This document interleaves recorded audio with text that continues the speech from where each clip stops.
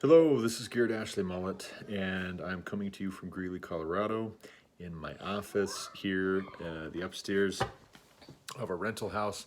And this is now take 7, I think, of my attempt to do this video. And I want to show you what I was trying to do, and maybe you'll appreciate what this means, that I'm still at it. So this Nikon D3200 I dug out of a bag that it had been sitting in for years, and it was on the shelf over here in my office ever since we moved in, and I was planning on using it for a lot of family photography when I originally bought it. We bought it on the way to Yellowstone National Park, and we did use it, and I took a lot of video while we were at Yellowstone. I took some great video, great pictures, and I realized after I used it that, hey, I've got a smartphone and I could just use that for taking video, and why don't I just use my smartphone? So I kind of did the lazy thing, and so the camera just sat on the shelf. Well, this past week I tried on Monday and Tuesday to take some video. I was wanting to do a video on Romans 13 and talking about just trying to clear the air and get some things kind of spelled out there, and it didn't work, right? It was like forces larger than me were conspiring. Dark spiritual forces in the heavenly places were conspiring to keep me from shooting that video and finishing it and publishing it. But I ended up, in one case, I got interrupted because the kids were just being bonkers. They're bananas. And my youngest son in particular, I mean, the rest of them, they were just excited. They were being just kids, right? They were being loud. And my second to youngest kid, my son Enoch, he was upset. He was just having a bad day, and he was grumpy. And so he was not cooperative with the fact that I was trying to take this video. And so when I was playing back the video after having shot it, it was way too long. It was an hour 45 minutes long, and nobody was going to be interested in sitting there and listening for that much time to me waxing eloquent about this. Even if they were, all in the background is my kids yelling and screaming, and my second to youngest son Enoch, being upset, and my wife trying to keep them somewhat quiet and get them to use their inside voice, and then trying to get them to bed. And so I realized, it's like, you know what, I'm coming at this all wrong. And I got to talking with my cousin Micah Hirschberger, and he says, have you ever thought about just using some video editing software? And then you wouldn't have to take one big video just all in one swing. You could just cut and splice and take bits and pieces here, and then whatever didn't work, you could just cut it out, and that's what video editing software is for. And so I said, yeah, I've never really played around with video editing software. Maybe I'll just look into that. And so as I got off the phone with him, and I was thinking about it, and I was like, I've got this great camera. Why don't I dust it off and put it on the charger, the battery, and make sure everything still works, and get the tripod out and go for that. So I got all that stuff in the works, and I got it going. But I thought, well, I'll just try and take another video with my phone, and so I did. And my next video got interrupted by the battery on the phone dying, and it was like, and then the next video, I got the phone charged up enough to where I could turn it back on, and then I was going to leave it on the charger, and I was going to take the video. And the next video, I got interrupted with a phone call halfway through what I was trying to explain. And so that was Sunday, Monday, Tuesday, and finally I was just like, forget it. Now, I don't think it was Tuesday. I think it was Sunday, Monday, and I was like, forget it. I'll get geared up, find the right software option, and order some supplies for the camera, and then that's the way that I'm going to do it. I'm going to do this professionally and not do it with my phone for a change. And so I got all that stuff arranged, and you can see here I have I broke my tripod out, and I set it up, and I got my microphone here pulled out that I used to use for podcasting for a season, and it plugs right into my Nikon, and it's great. And so I was going to take a number of videos this afternoon and then play around with the video editing software and then get everything pieced together and published. And then I realized, I got to figure out exactly where to put the tripod. And then I got to, figure out how to turn the video settings on. And so that took some time. And so I finally, I did kind of like a test video, and I shot about 5 minutes just to see, if I had everything set in the right position.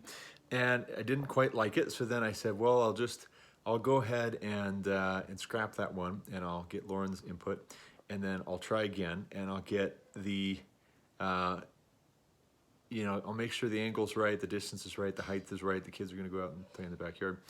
So I shot 20 minutes of video, and apparently that's the camera's cut off. You can only take 20 minutes of video at a time, which is fine. And so I took that video, and then when I turned it back on, I watched some of the video just to see how it was so far, and then I was going to take some more video, and so I zoomed in a little bit because I thought, well, man, maybe I'll have just different angles, a little bit different zoom, between the different clips, and then when I cut them together, it'll seem more dynamic. And so that's also part of why I'm moving around with this camera so much. Anyway, here I am now at 7 minutes.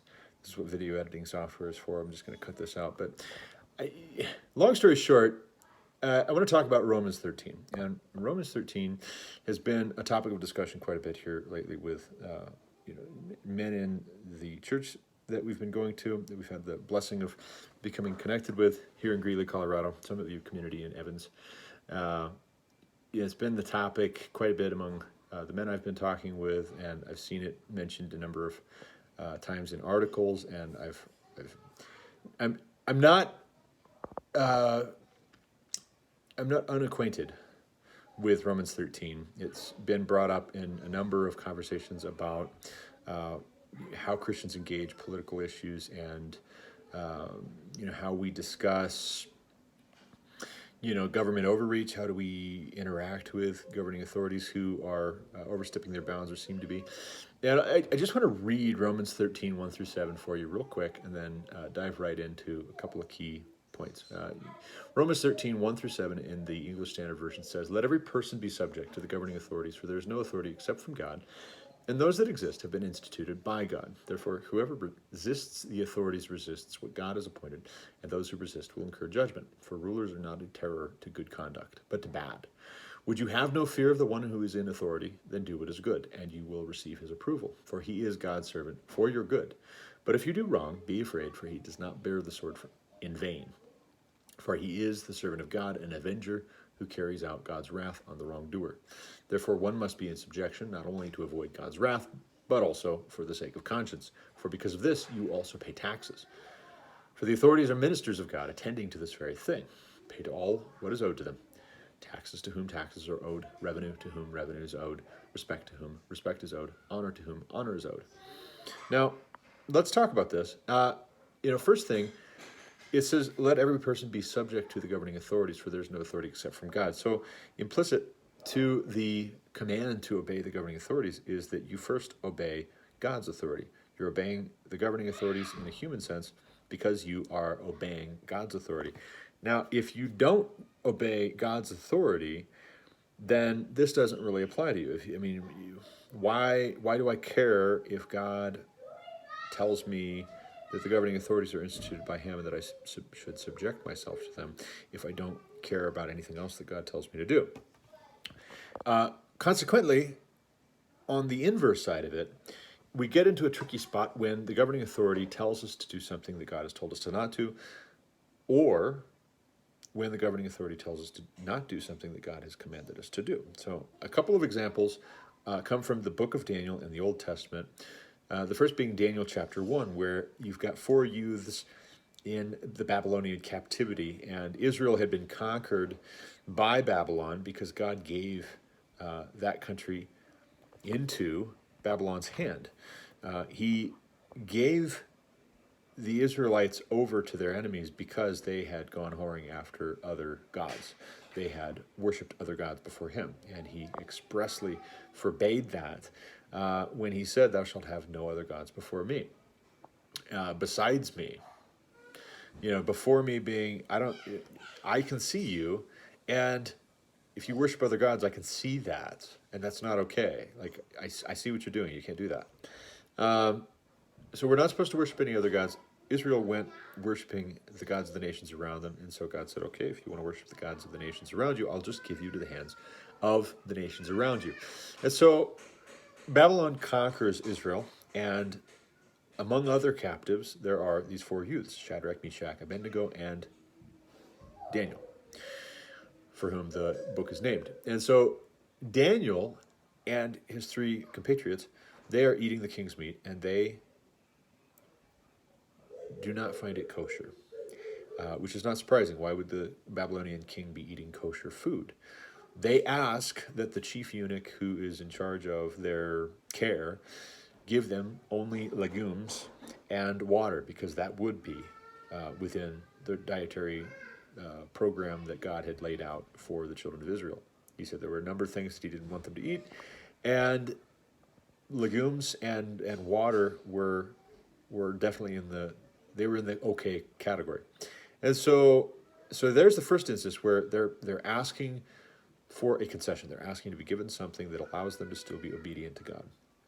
They're not being disrespectful. They're not being insubordinate. They're not compromising their testimony, but they are asking for the ability to obey all authorities that they are under. In this case, not at the expense of God's authority, not at the expense of obeying God. Daniel chapter 3, fast forward, Shadrach, Meshach, and Abednego disobey a command from the Babylonian king to bow down and worship a golden image of the king. Everybody was commanded to do this, and anybody who didn't was told that they would be put to death. And so, they don't get disrespectful, they don't get obnoxious, they don't get rude, but they do say, "O king, we cannot do this thing that you're asking us to do, that you're commanding us to do." And again, this is because God had said, "Thou shalt have no other gods before me."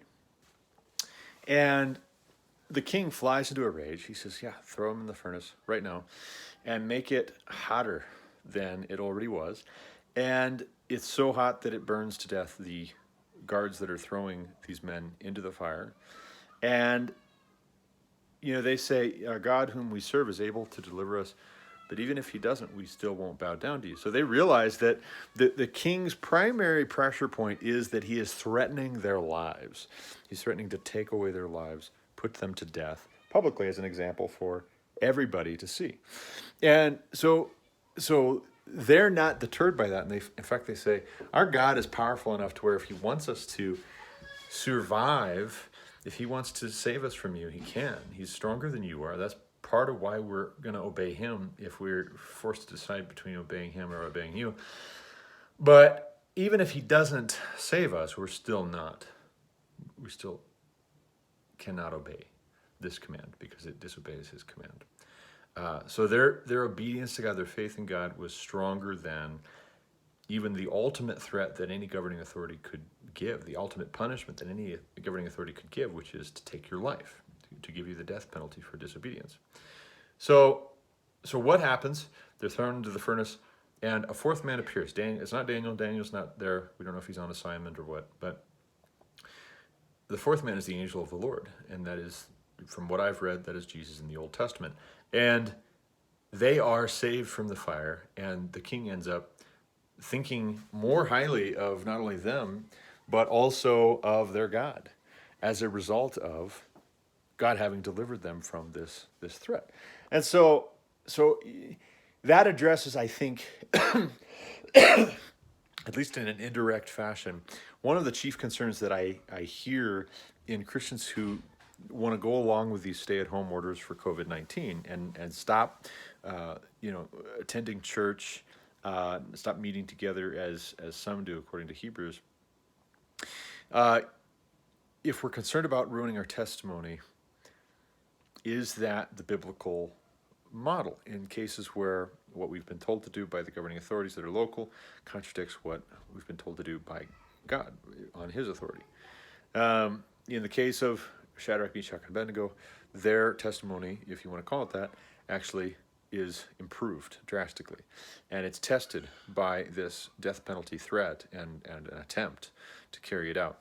Now, you fast forward again to Daniel chapter 6, and you have there Daniel, but you don't have Shadrach, Meshach, and Abednego. We don't know where they're at. Maybe they're on assignment, but Daniel's there. And the way that it worked out was that when they requested to be given a different diet in Daniel chapter 1, after so many days of them being on this diet and everybody else being on the diet that the king was eating, they had issued this challenge. You know what? You can take a look, because the steward who was in charge of their care was concerned that if you guys don't look healthy, if you start looking sickly and weak and all that, I'm the guy that's going to be in trouble. It's going to be on me. And they said, you know what?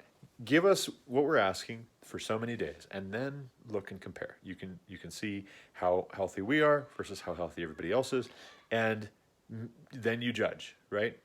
And so after so many days of them being on this diet and everybody else being on the diet that the king was eating, they are far healthier. They look far healthier. They look like they're in good shape.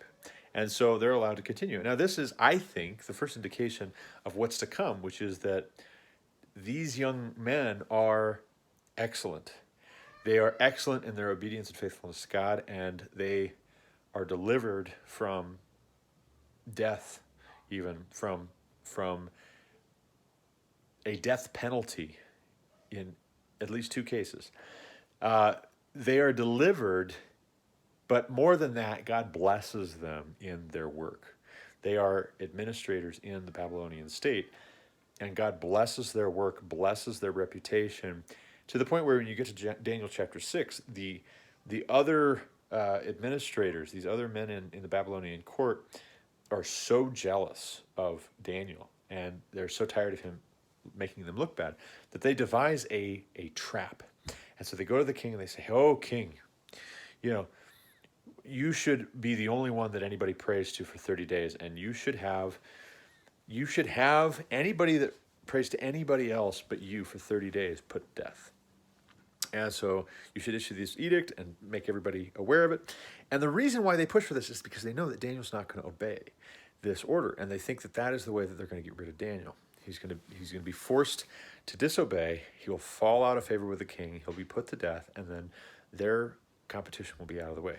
Right? It's very shrewd, very Machiavellian, and so lo and behold, the edict is issued. As soon as Daniel hears it, he goes home and he opens the doors or window shutters, however you want to put it, to his house, and he prays. He prays like he always does. He doesn't go to the king. He doesn't ask, "Can you please adjust your very universal one-size-fits-all edict here so that I am allowed to abide by the dictates of my conscience still?" He doesn't ask for that. He doesn't appeal to the king and say, "Please, can you change your mind?" Doesn't do any of that. He doesn't quietly go home and just pray to where nobody knows. He doesn't wait 30 days and say, "Well, God knows what's in my heart, and it'll be fine, right? After 30 days, I'll just go back to what I always did." He doesn't do that. He goes home and he just does what he knows he's supposed to be doing, which is he's supposed to be praying to God. And these guys that wanted him dead, they see this, they immediately run to the king. "Oh, king, hey, whoa, Daniel, he's disobeying." And so Daniel gets arrested, and the king is very upset because he realizes he's been trapped. And these corrupt court officials have just subverted his authority, because this is not what he wanted. He didn't want to get rid of Daniel. They wanted to get rid of Daniel. He knows what they're trying to do and what they contrived. This was a scheme on their part. It was a conspiracy. Literally, a conspiracy. And so they get Daniel arrested. He gets thrown to the lions. And the king can't sleep all night, and he runs out there the next morning, and he wants to check on Daniel and see if Daniel's okay. And lo and behold, the angel that God sent shut the mouths of the lions, and Daniel is unharmed. And so our takeaway from that, and from the fact that the king is so relieved, right? And that he ends up praising God and praising Daniel, and ends up throwing the men who were conspiring against Daniel to the lions. There's nothing in the text that rebukes or wags a finger at Daniel, Shadrach, Meshach, or Abednego. And we could use other examples as well. We could say, what about Moses and Aaron? You have Moses fleeing to the area that Jethro is in, and he's tending sheep. He flees Egypt, and God appears to him in a burning bush, and he says, "You're going to go to Pharaoh, and you're going to tell him, let my people go." Now, you and I, in hindsight, we know that was not going to go over well, and Moses had the foresight to realize that was not going to go over well, and he wasn't super enthusiastic about it. He starts making excuses about how he's well, I'm not very good with words, and God's like, oh no, I'll send Aaron with you, right? He'll work with you on this. You'll be fine. You're going to go and you're going to say what I told you to say. You're going to do what I told you to do. You're going to say what I told you to say, and it's going to be fine. I will be with you. And so Moses does, and it's interesting. When he goes to Pharaoh, Pharaoh says no. Nope, I'm not doing it. If Romans 13 were this blank check to governing authorities, that as soon as somebody has a title or office, that they therefore can say anything, they can make any requirement, they can make any edict, and then we as Christians, as God's people, are obligated, duty-bound, according to God, to follow that unquestioningly, unreservedly, and with no exceptions. If that were the case, it would make no sense that Moses goes back again and again. Even after Pharaoh says, if I see you again, I'm going to kill you. I'm going to have you put to death. Moses was in the same situation then that Daniel, Shadrach, Meshach, and Abednego were in with the fiery furnace and the den of lions. They were being told something to do by a human authority which contradicted what God had told them to do. Now you fast forward to the New Testament, and in the New Testament you've got the Gospels, and you've got Jesus preaching and teaching and doing things that, if he's God, which he is, and if he is able to know the future, which he was, he knew that the things he was doing and saying were going to upset the religious authorities and were ultimately going to get him crucified. And he did them and said them anyways. He didn't do and say things just to upset people. He was not a troublemaker. He was not doing it just to flaunt that he didn't care what anybody thought of him. But he was about his Father's business, right? And so, in the sense that what they were expecting and requiring of him was contrary, opposite to what God had told him to do and say and be about, it was irrelevant that other people were going to get so angry that they wanted to put him to death. When he raises Lazarus from the dead, that is the turning point at which the religious leaders really hate him. That's when they really start plotting in earnest how to kill Jesus and Lazarus. Now, does that mean that Jesus and Lazarus were in the wrong? Was Jesus' testimony, was it negatively impacted because he ate with tax collectors and prostitutes? No. It was the sick that needed a physician. It wasn't the authorities who had set themselves up as the authorities, who had said, this is what it is. This is what we require of you. You have to do this. You can't even grab a head of grain as you're walking through a field on the Sabbath because that's work. You can't heal people on the Sabbath because that's work. So the question that we need to ask in the case of Romans 13 and any situation where we're told to do something as Christians, which seems to be at odds with what God says in his word, what we need to be asking is, do they have the authority to command and require what it is that they're commanding and requiring? And if they don't, then does God tell us to do and say and be about something else? And if he does, then are we obligated to kowtow to this person? Are we obligated to show excessive deference and obedience to them in the area where what they're telling us to do contradicts what God said. The answer clearly, in my reading of the scriptures, Old and New Testament, cover to cover, the answer is unequivocally no, we don't. Now, let's fast forward again to Romans. So Romans, it's true, it's an epistle written by the Apostle Paul. It is scripture. It is divinely inspired. It is perfect. But we don't take Romans 13, 1 through 7 in a vacuum. We don't say that it is the only passage that talks about how we should relate to authority in our lives. And as I gave a number of examples here with Daniel and with Genesis, we do not have a obligation, according to God, to obey unquestioningly, unreservedly, without exception, human authorities. In fact, in the book of Acts, we see the apostles are hauled before the authorities and ask, why is it that you keep preaching and teaching in Jesus' name when we already told you to stop doing that? We arrested you, we talked with you, we warned you, we said knock it off, do not do that, and you keep doing it. And their response is, we must obey God rather than men. And that doesn't mean that there is no authority whatsoever. That doesn't mean anarchy. It doesn't mean that we just do anything and everything that we can claim God told us to do. We need to have biblical support and justification for what we're saying God has told us to do. Otherwise, it just doesn't work for us to say, anything that pops into our head that we want to do is commanded by God. We need to separate those two things out. What did God tell us to do, and what did man tell us to do? And maybe add a third category. And what do we just want to do, right?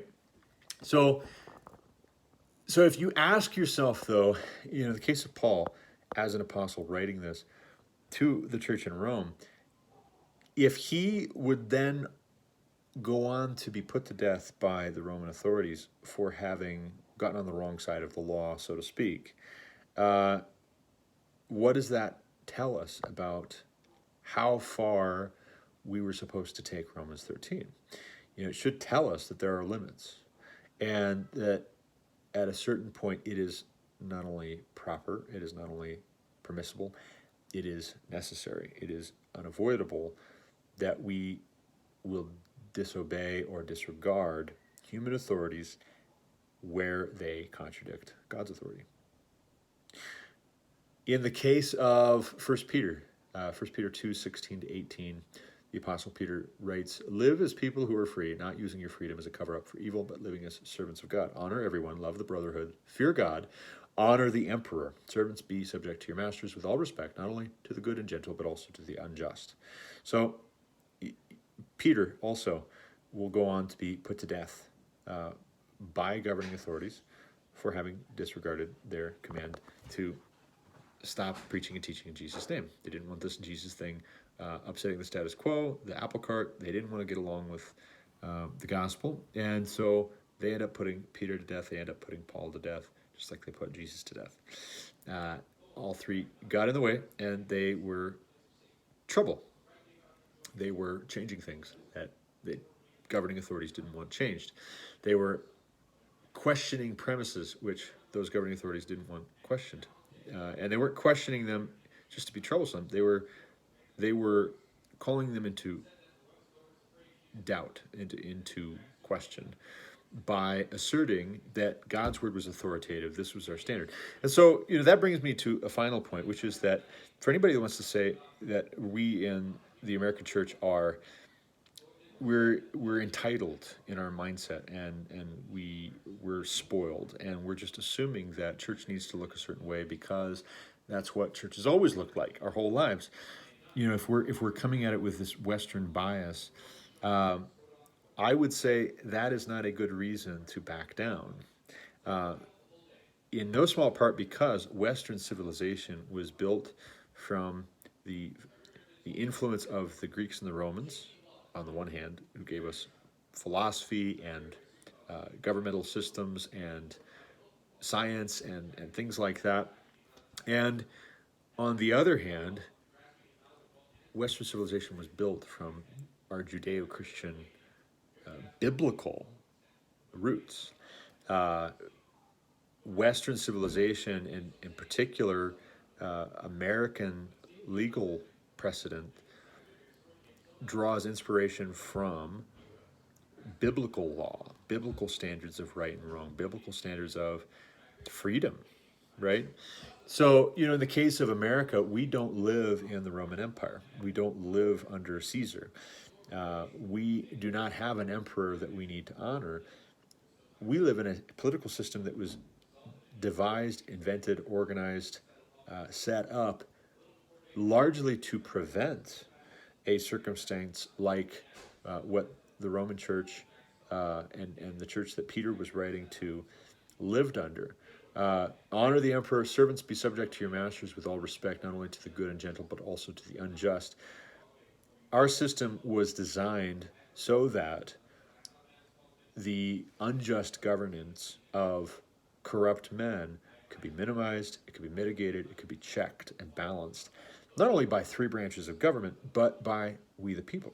So that's why we vote for representatives.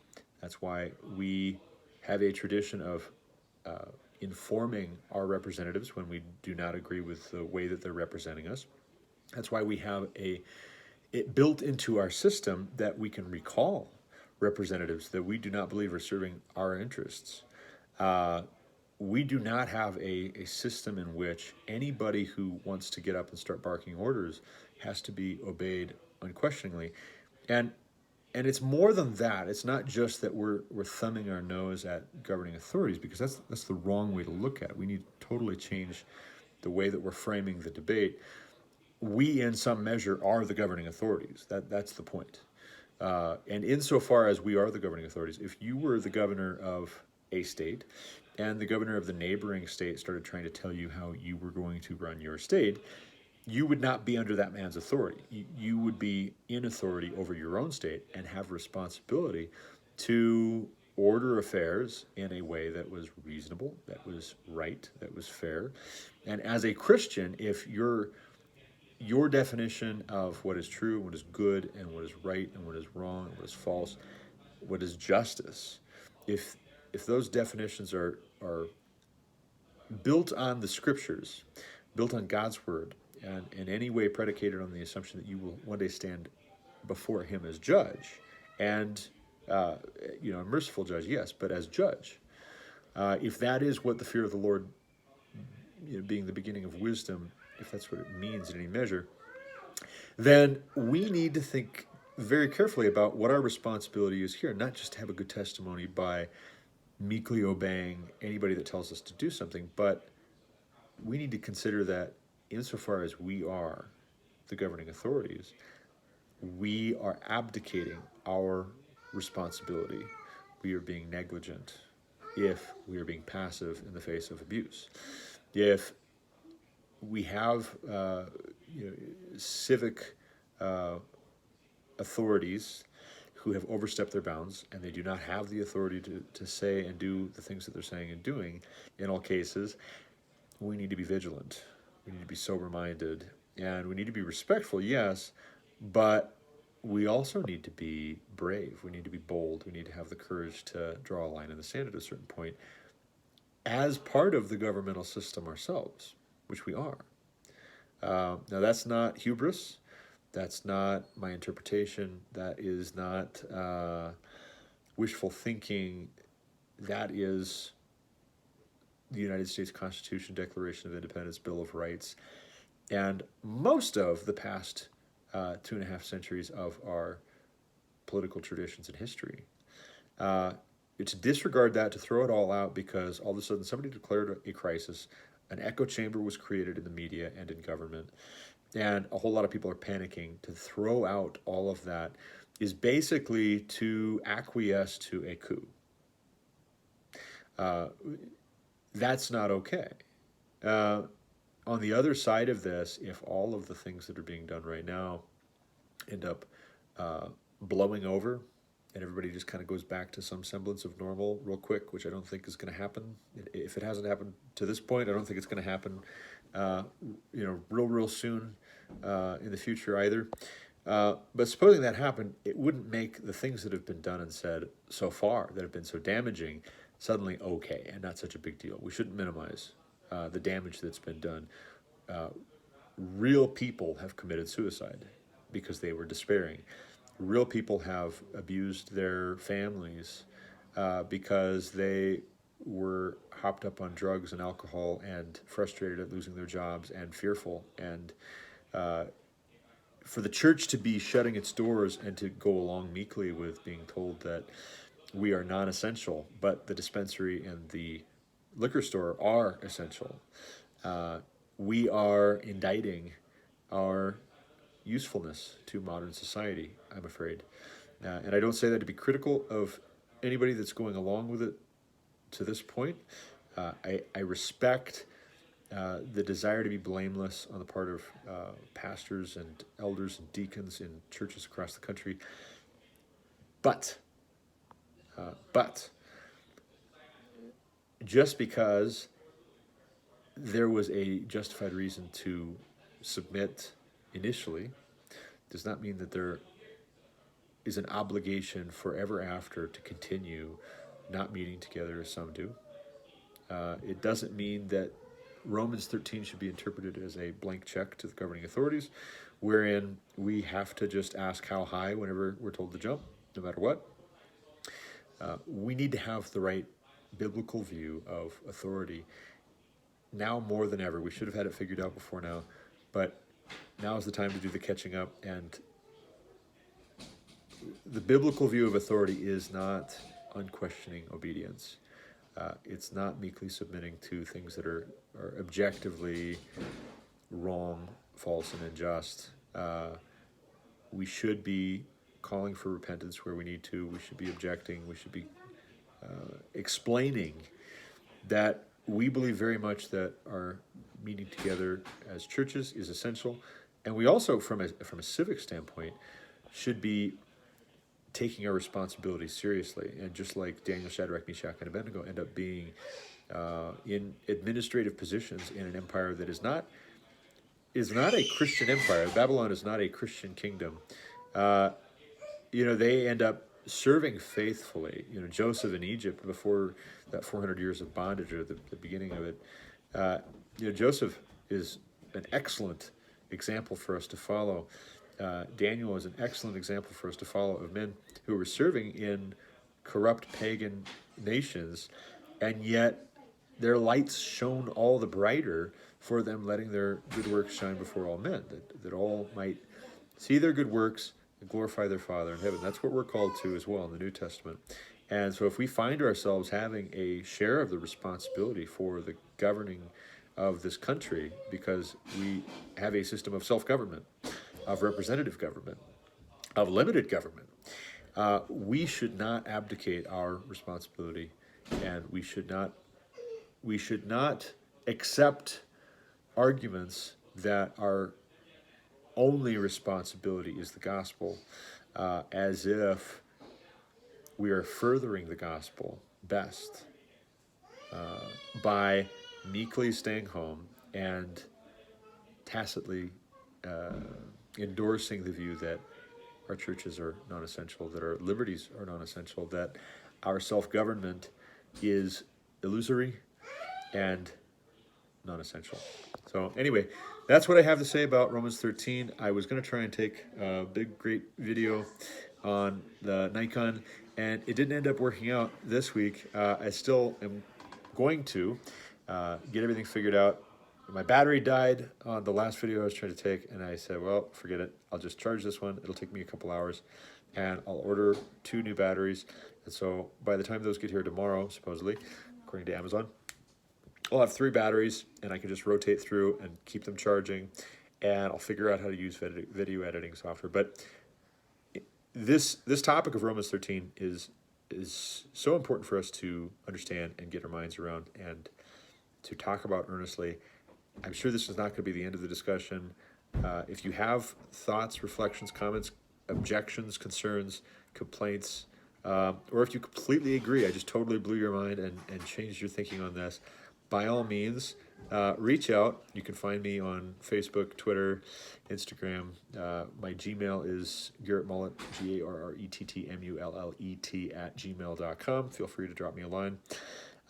Leave a comment below. Thank you for watching, and God bless.